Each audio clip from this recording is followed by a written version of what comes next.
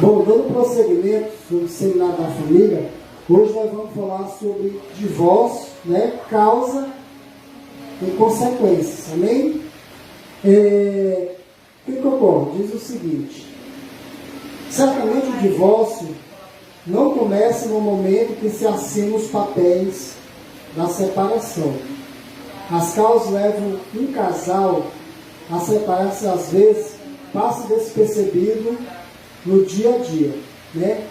Então, nós vamos ver aqui nesse diagrama aqui, de forma gradativa, as causas e consequências do divórcio, tá?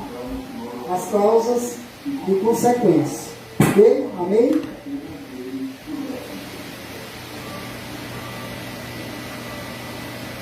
Ó, uma das principais coisas que é colocada como fator do divórcio, a número 1, conforme uma pesquisa feita por uma revista, o primeiro delas é, glória a Deus, o primeiro delas é o adultério, tá? O adultério. Então, a revista, de acordo com os resultados de uma pesquisa feita pela revista Veja, né, em 2002, diz que 60% dos homens já foram infiéis. 60% dos homens entrevistados já declararam ser infiéis, né?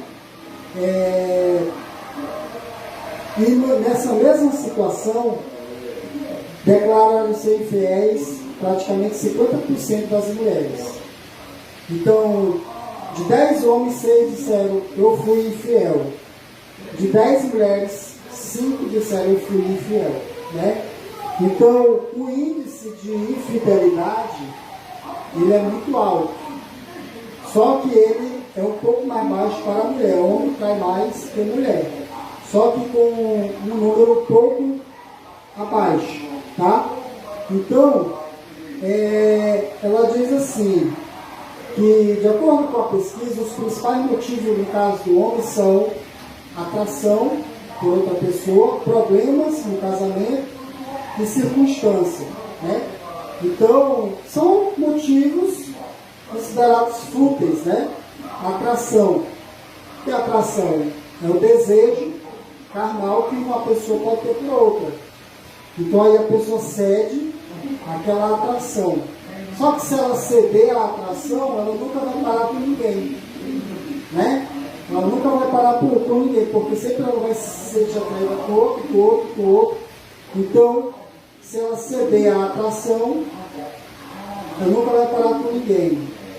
A outra é a questão de problema no casamento, né? A pessoa às vezes está infeliz no casamento por algum problema, e ali ela vê a infidelidade como um momento de esquecer dos problemas conjugais, da família, né?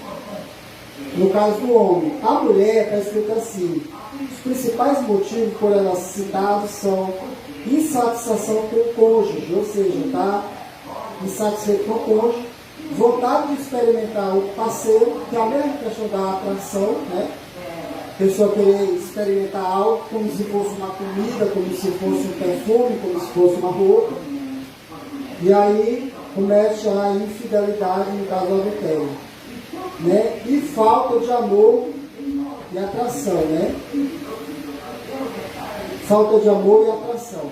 Ou seja, no caso ela já não ama mais o marido, sente que não ama mais o marido. Então, no caso, aí tem a questão do adultério. Sabemos que todas essas desculpas, elas não são aceitáveis. Porque o homem trai porque ele se sente atraído. Isso não é aceitável para quem quer um casamento sadio, né? A mulher, da mesma forma, não estou gostando mais do meu marido, eu vou trair ele, né? Também não vai resolver o problema? Não vai. Então, o adultério, que é a infidelidade, ele é considerado como um dos fatores número 1 da separação. Por quê? Porque quando o outro lado descobre, vem a revolta, né? Da parte ofendida. E aí, quando acontece as duas partes, quando as duas partes cometem o pecado, fica mais ainda difícil de salvar o casamento. Tá? Então, o número 1 é a infidelidade, como causa da separação. Diz assim.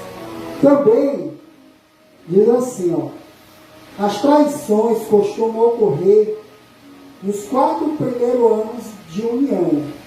A maioria dos homens e mulheres deseja ter relacionamento extraconjugal. É aquela história. Logo no primeiro momento, nos 4 primeiros anos, aquela pessoa, ela ainda não chegou na parte do amor, aquele amor aprofundado, né? Ela ainda está muito ainda conhecendo o outro, e muito daquilo que é de defeito do outro, ela ignorou quando logo no início do relacionamento.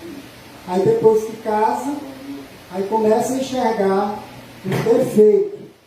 Então, logo no início dos primeiros anos, a pessoa começa a perceber o defeito do outro e vê que não é um príncipe encantado, nem uma princesa encantada, e aí começa a se desencantar, né?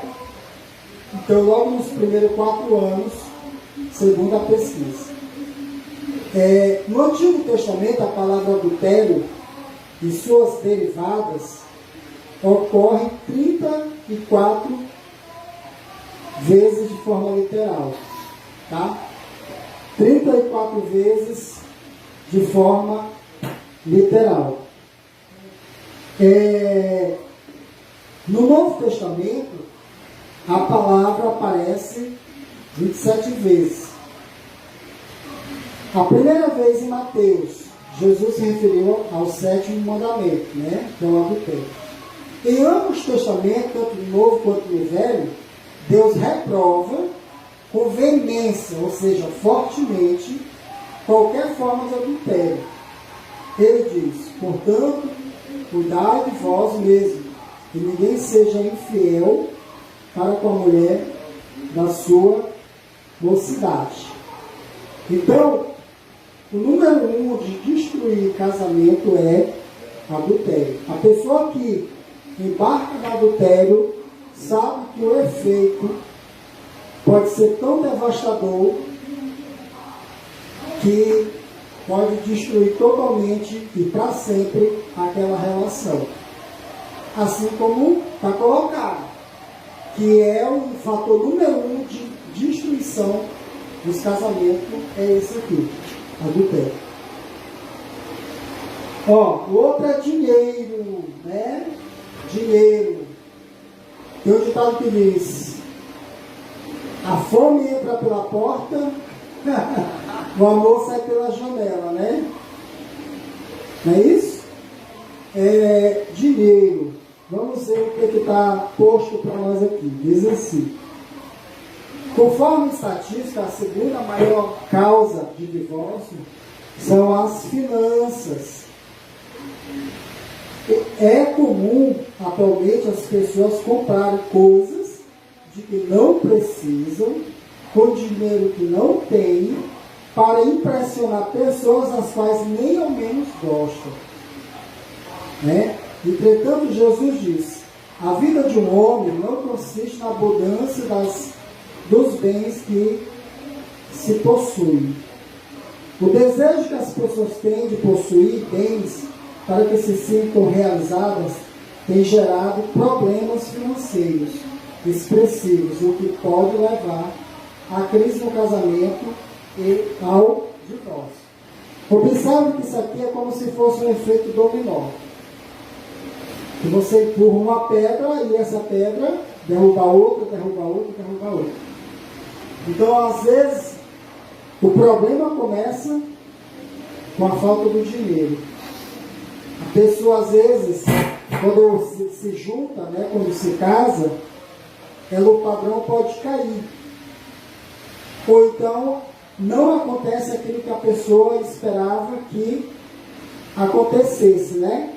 Então, às vezes, a pessoa esperasse que o marido fosse suprir ela de tudo, né? Só que aí você sabe que, por mais que o homem seja o trabalhador, existem os altos e os baixos. E muitas vezes a pessoa, ela não sabe compreender aquele momento ali de escassez, né? Aí começa a olhar para o lado, e a grama do vizinho sempre parece ser mais verde. E aí às vezes a pessoa, porque já está insatisfeita com a questão financeira, aí também entra na traição. Aí junta dois problemas, e aí acontece a separação. Está perto da escolinha. Tá? Se vocês quiserem, pode ir lá. Tá, Cris?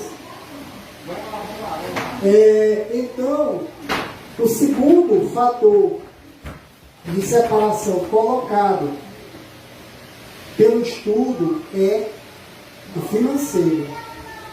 Então, muitas vezes a pessoa separa. Por quê? Porque as expectativas não são cumpridas. A pessoa coloca muita esperança no outro, e muitas vezes aquele primeiro contato da paixão não faz a pessoa ver a realidade, que aquela outra pessoa realmente, e muitas vezes também no namoro, né, a pessoa não passa a real situação.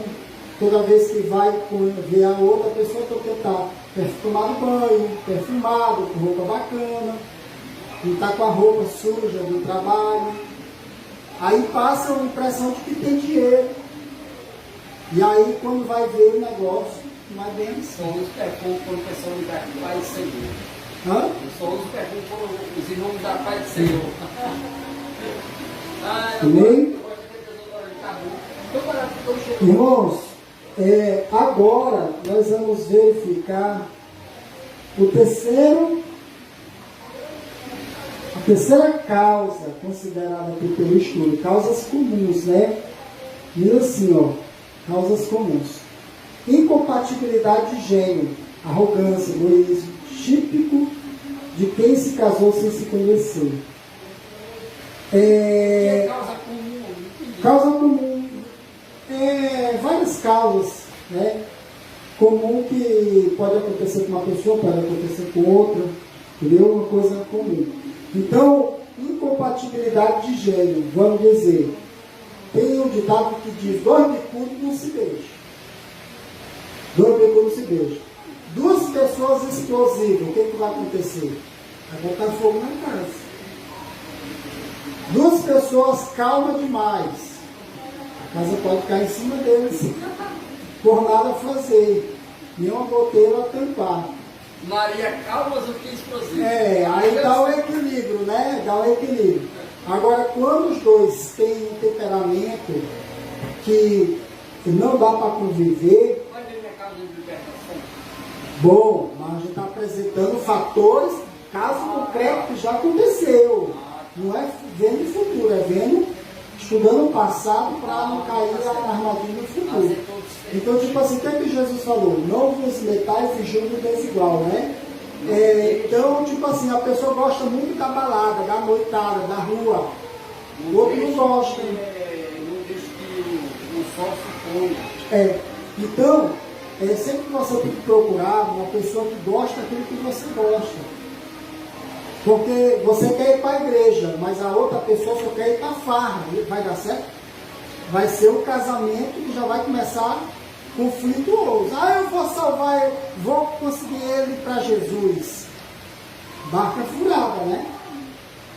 Geralmente não dá certo. Geralmente é o contrário que acontece. A pessoa larga, porque é mais fácil a pessoa ir para o mundo do que você trazer a pessoa que está no mundo para os caminhos do Senhor.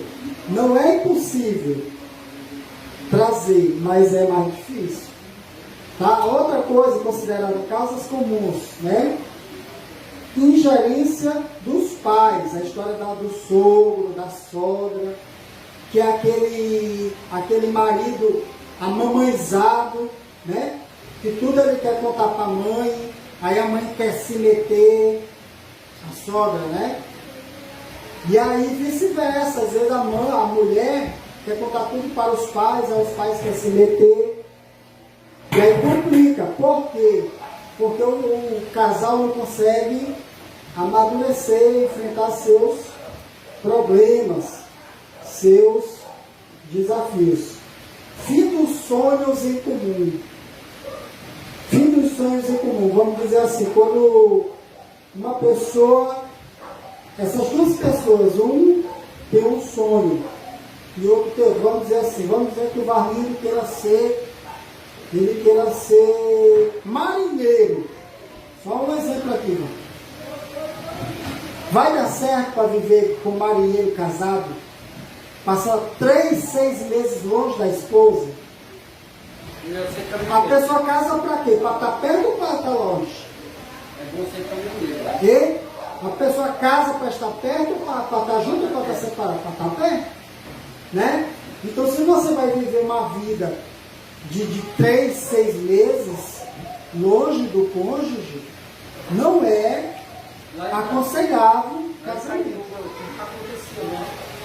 Lá em Caetano, o que mais aconteceu com as famílias era isso.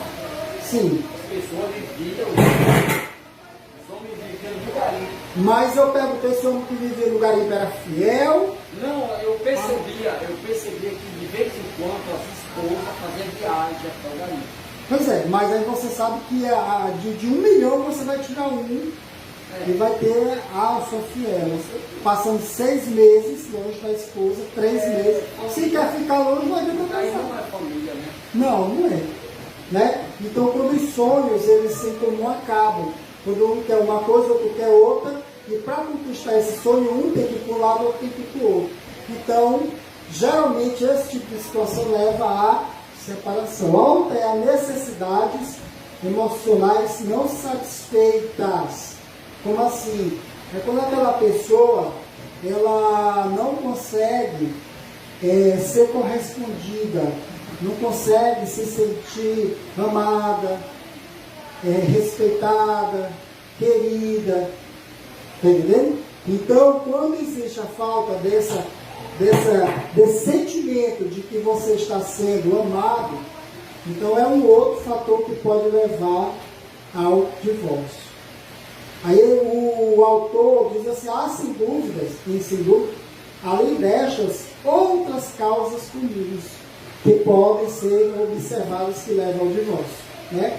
E tem várias situações que podem levar ao divórcio. Estamos citando as que são consideradas mais enxergáveis, né, presentes. Eu acho que uma das maiores causas é, eu percebi já até hoje na minha vida, as amizades erradas. A influência. Tu é doido, cara. Amém, irmãos? Então, causas comuns. Vamos para a próxima. Dureza do coração. Que é aquilo que a irmã mãe passou, né? Que é a dureza do coração? Coloca assim, ó. Jesus, ao ser questionado pelos fariseus acerca da causa do divórcio, disse: por causa da dureza do vosso coração é que Moisés vos permitiu repudiar vossa mulher. Entretanto, não foi assim desde o princípio. Aí continua aqui o texto dizendo: a dureza de coração é o não querer dar ouvidos à palavra de Deus. Ser duro de coração indica uma indisposição em obedecer a Deus, Criador do casamento, quanto a amar o cônjuge como ele quer e ordena. O fato de um casal entrar em discórdia e encaminhar o relacionamento para uma separação pode ser resultado da desobediência instalada no coração. Nenhum casamento resiste quando essa dureza de coração se instala. É aquela questão do ego, né? Quando a pessoa ela é dura de coração e ela não quer admitir parte do erro, parte da culpa. Porque quando o casal separa, sempre os dois têm parte da culpa. Às vezes um mais, outro menos, mas sempre os dois têm. E a dureza do coração, ela é a pessoa vaidosa que não quer dar o braço a torcer. Aí prefere separar. E aí diz que é desobediência a Deus por quê? Porque Deus não quer que a pessoa separe, né? Deus não quer que os casais se separem. Deus quer que se conserte o problema. Igual aquela mulher que pecou, né? Ele disse, Jesus disse, né? Vai e não peques mais. Então, só que o marido só iria perdoar se ele não fosse o quê? Duro de coração. Mas se ele for orgulhoso, não vai perdoar. Né? Irmãos, então nós temos aqui as causas, né? O adultério pode causar separação, questão financeira, a questão das causas comuns, como nós já vimos, né? A questão de temperamento, né? E a dureza do coração. Qualquer um desses aqui pode causar o divórcio. Mas geralmente um vai incentivando o outro, como se fosse um efeito dominó. Tá? Então, na dureza de coração, a pessoa não quer perdoar o temperamento do outro, e por causa do temperamento do outro não quer perdoar, vai. Aí tem a questão financeira, que a pessoa não tem dinheiro, não quer entender, né? Aí vou trair, vou me vingar, porque é uma dos pontos que a pesquisa coloca, que as mulheres, boa parte, traem o marido por vingança. Raiva do cônjuge vai descontar traindo, né? Então nós vemos aí algumas possíveis causas. Agora, o que acontece depois que se separa? Nós temos o quê? As consequências, né? Que nós vamos ver divórcio, tá? Algumas causas, aliás, algumas consequências. A primeira consequência é para o casal, né? Primeiro a sofrer com essa separação é o próprio casal. Está escrito o seguinte: o casal quebra a aliança feita diante de Deus. Quando você se casa, é feito um compromisso. E Deus, ele é testemunha desse compromisso, né? A Bíblia diz que Deus, ele é testemunha daquela com quem você fez seus votos de fidelidade, mulher da tua mocidade. Então, a primeira consequência é a quebra da aliança feita diante de Deus. Então, você, diante de Deus, você já fica em dívida. Você já cai no conceito, você já dá um passo atrás bem gigantesco. Porque você não ouviu a palavra de Deus, foi duro de coração e se separou.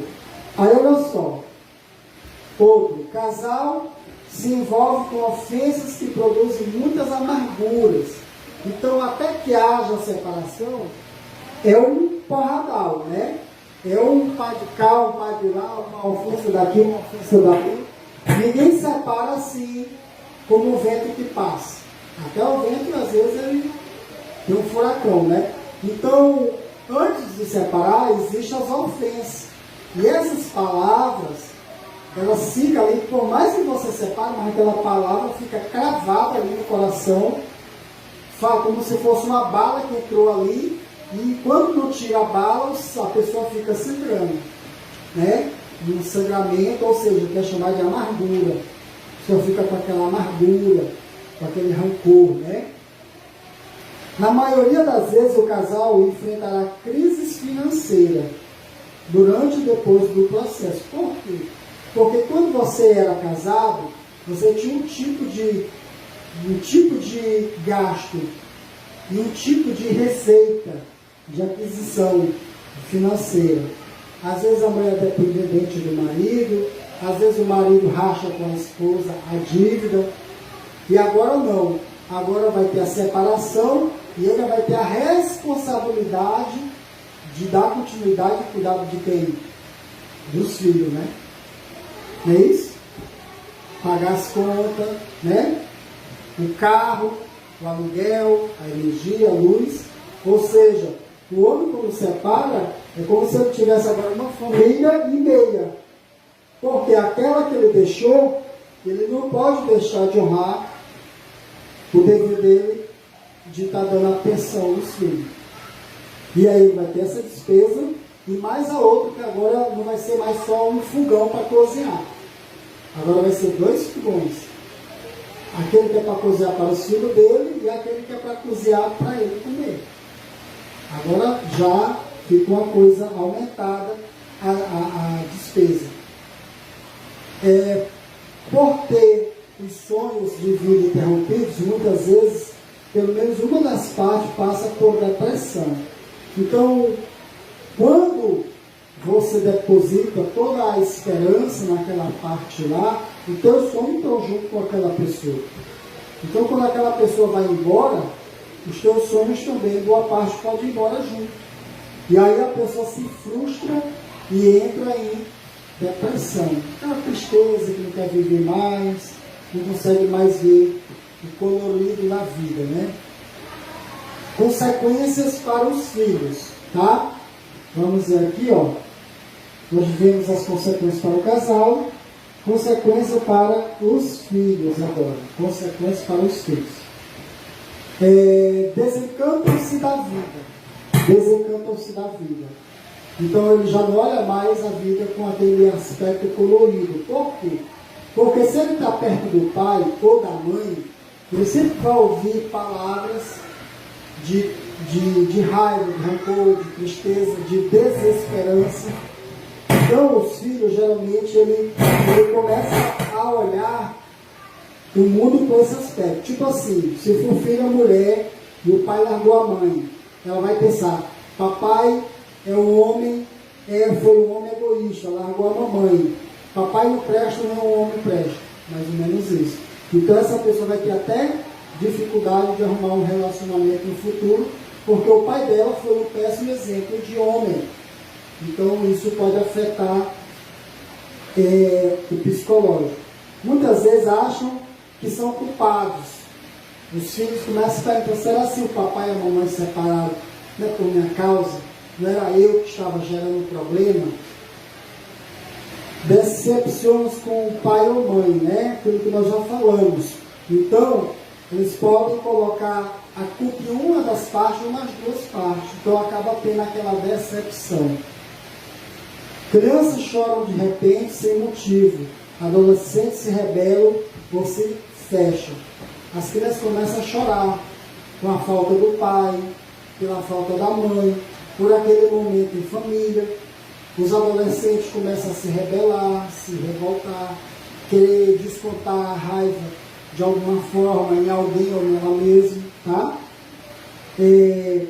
Altera o comportamento na escola, os filhos, né? Sofre atraso escolar. Por quê? Porque já não tem mais aquele ânimo, aquele gás, aquele incentivo. Os próprios pais já não estão mais com cabeça ali para estar incentivando o filho a estudar porque ele mesmo, os pais, já estão também abalados, né? E geralmente quem fica com as crianças é quem foi abandonado. Geralmente, né? Quem é abandonado é quem fica com as crianças, né? E é essa parte abandonada que vai ser a parte deprimida, que vai ser a parte triste e que vai ficar ali com as crianças chorando pelo outro que foi embora, até que passe aquele momento de tristeza. Não se sentem amados, né? Os filhos passam também a não se sentir amados, porque nesse turbilhão de sentimentos amargos e tristes, eles também acham que não são amados. Sofrem com a mudança econômica dentro de casa, consequências no financeiro, né? Então, olha, já não vai mais poder isso, não vai poder aquilo, agora o fulano vai ter que trabalhar, o filho vai ter que trabalhar a mãe, né? Não que não precisasse trabalhar, mas às vezes, por conta da separação dos pais, muitas vezes os filhos que ficam ali precisam trabalhar para ajudar a mãe a pagar a despesa, porque muitas vezes a pessoa que larga vira as costas sobre o mundo, né? Aí complica. Em relação à sociedade, quais são, né? Aqui apontando aqui, ó, próximo ponto, né? Sociedade. Nós temos aqui consequências do divórcio dentro da sociedade, que é esse ponto aqui. Vamos ver aqui. A família fica alvoroçada. a rompimento da unidade familiar.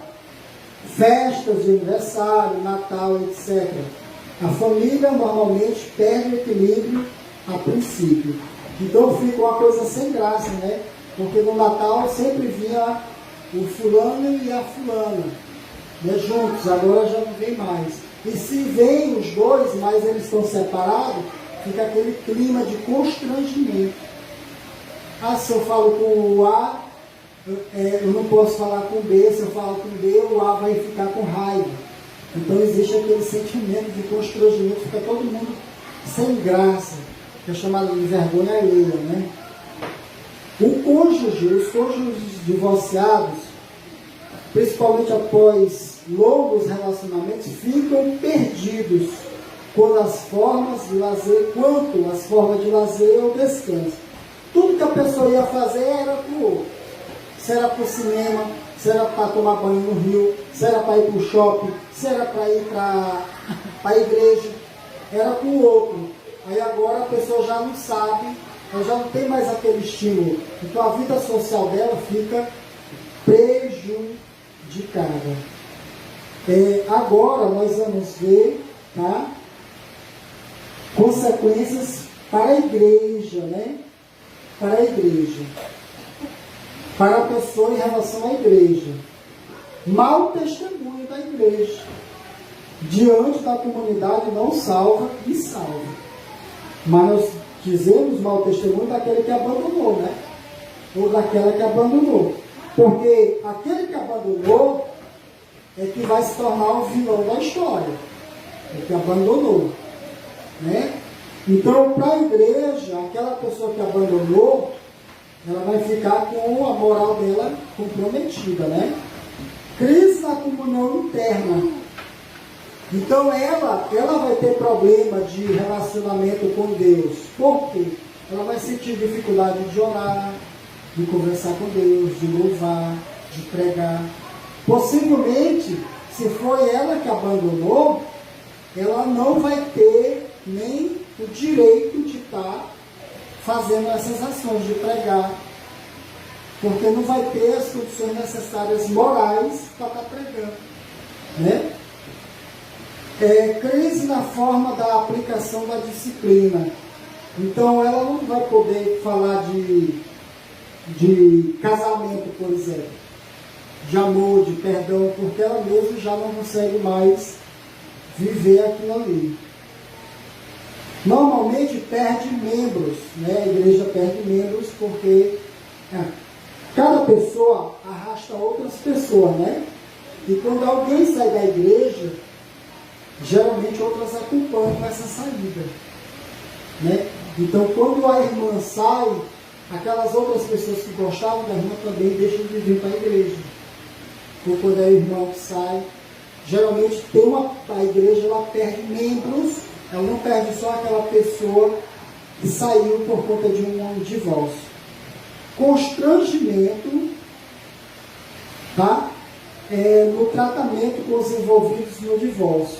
Então a gente se sente constrangido de abordar, a gente fica com vergonha.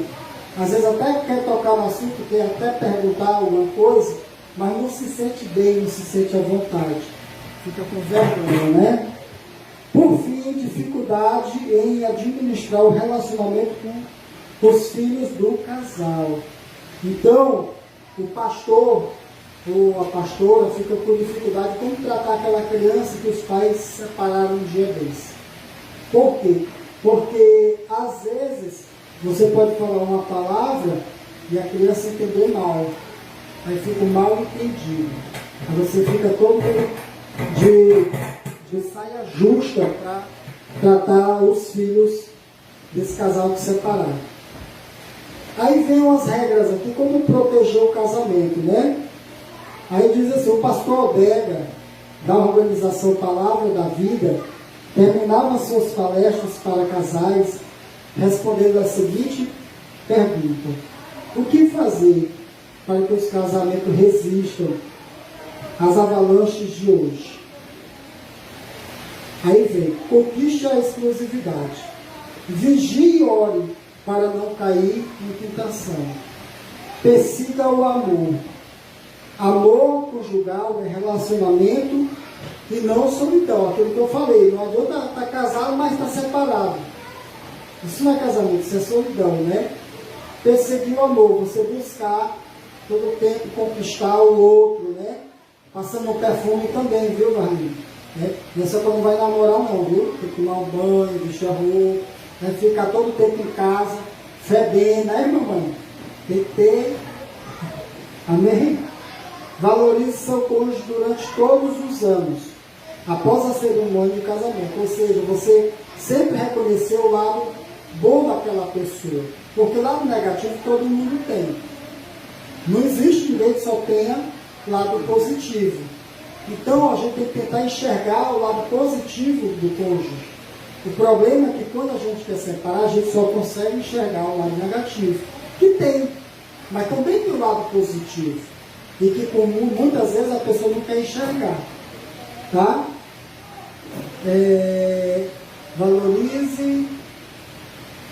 Valorize a vida sexual saudável no casamento, né? Então a questão da intimidade do casal, do homem e da mulher, também tem que ser preservada e valorizada, né? Aquele momento a dois, não pode deixar de ter, né? Desenvolva a competência para lidar com intempéries habituais. Ou seja, o que é desenvolver competência? É você tentar modificar seu comportamento diante de algumas atitudes. Por exemplo, a mulher começou a botar fogo na casa. Eu vou jogar gasolina? Né? Não, né? Tentar apagar o fogo. Então, muitas vezes a gente tem que tentar adquirir essa habilidade, que não é da noite para o dia, né? Você conseguir ouvir sem responder.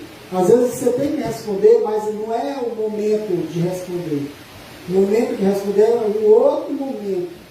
Então, para poder chegar a esse momento certo, a pessoa tem que ter habilidade, né? E não é fácil, né?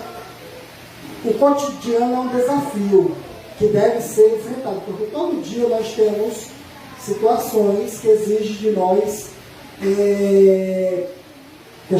força emocional, força física, psicológica e sentimental para poder superar os problemas. Se todo relacionamento é vulnerável, o amor é o único realmente resistente. O verdadeiro amor é fiel.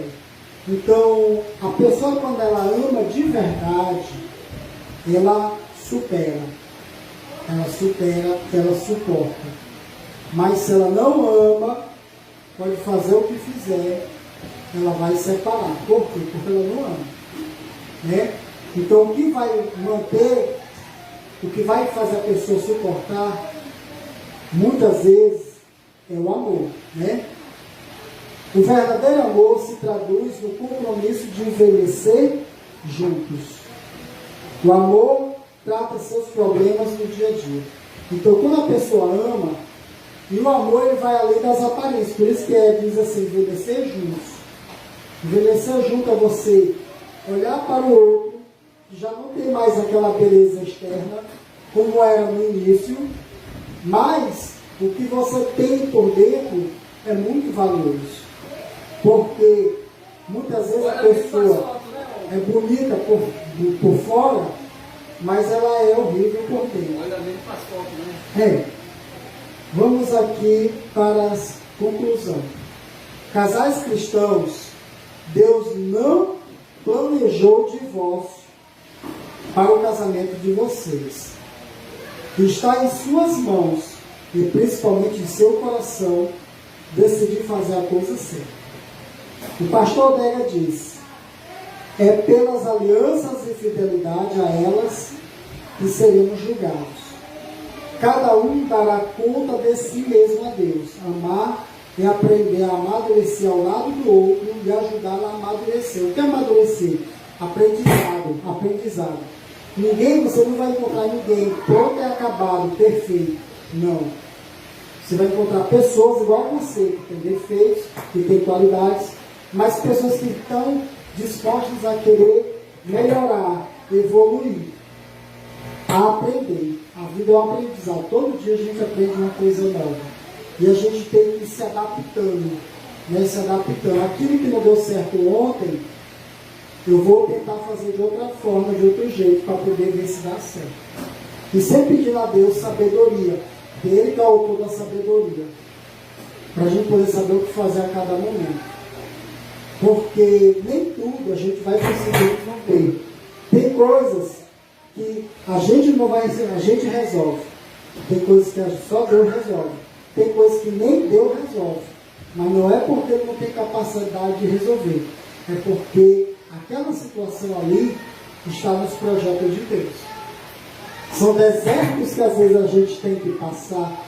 E Deus não tira a gente daquele deserto, porque ali Deus quer que você tenha um aprendizado. Então Ele não vai te tirar até que chegue o momento, certamente. As palmas vão ao Senhor. Vamos agora encerrar com a bênção sacerdotal.